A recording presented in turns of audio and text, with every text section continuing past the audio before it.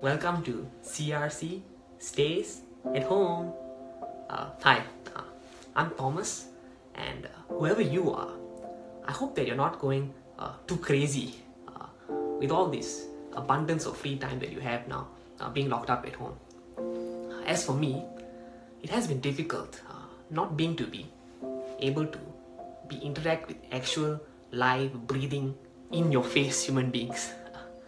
But I've been trying to make the best use of my time to stop from my hectic schedule, to think about the life I've been living, to take an account of whether the things I've done have they brought me in to closer conformity to Christ's character every second as I live. And to better do this, I've been looking back at all the previous sermons I've heard at CRC. And there was one sermon that really burst out to me. And it's my reflection on that sermon that I want to share with you today, in the hopes that you will be edified and encouraged by it as I was. Now, the sermon is called Christ, His Gospel, His Church, and His Judgment. And this sermon was preached as part of the Hebrew series back in 2018. And this sermon was particularly special because it was preached on Reformation Sunday, which CRC celebrates every year. Now, this is my second time at CRC, and I was taken aback that the church would actually celebrate Reformation Sunday. What's so great about the Reformation that you want to be so proud of it, to flaunt it like that? Well, after that sermon, not only would I understand completely why CRC would want to celebrate the Reformation, not only would I be so mind-blown by all the things I learned, but I was truly broken by the truths, by being confronted by Jesus about Himself, His gospel, His church, and His judgment. Now, I had grown up in another very traditional church background, so this made me very allergic to hear about any other kind of tradition, any tradition. So when I heard that the sermon was going to be preached from church history, in particular the three great reformers, Luther, Calvin, and Zwingli, I was not pleased at all.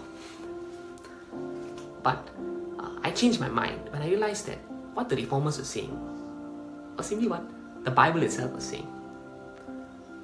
You see, I had a very individualized view of my Christianity. My Christianity was grounded in a framework that barely included the church at all.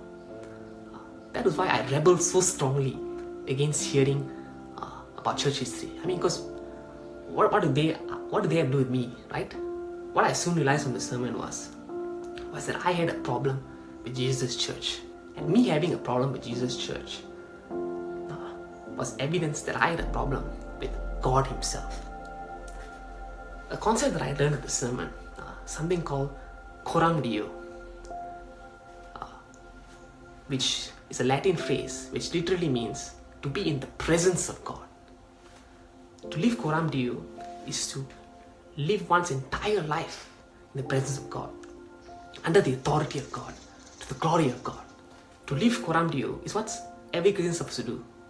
Because as Luther said, when you read your Bible, you are confronted by God's truth, and this should make you want to live for Him. And I learned that all the reformers had this Coram Deo in their lives, not for a fleeting moment, but their whole lives. And this was the driving force for them to fight so hard for Jesus' church in the times that they lived. And when you have this Coram Deo, another thing that you'll have is Anfechtung, which is a sense of despair that you get when you realize your unworthiness before God. As Calvin put it, man is unfit to be ranked with the worms because all men fail daily to live Coram Deo. That is why preaching God's judgment is part and parcel of preaching God's grace.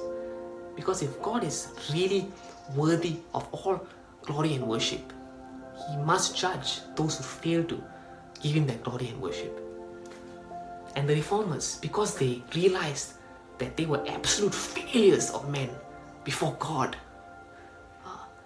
that they realized that being Christian, being predestined to salvation, wasn't meant that Christianity was not a personal journey of faith, but a life that is marked by discipline and a love for God's church.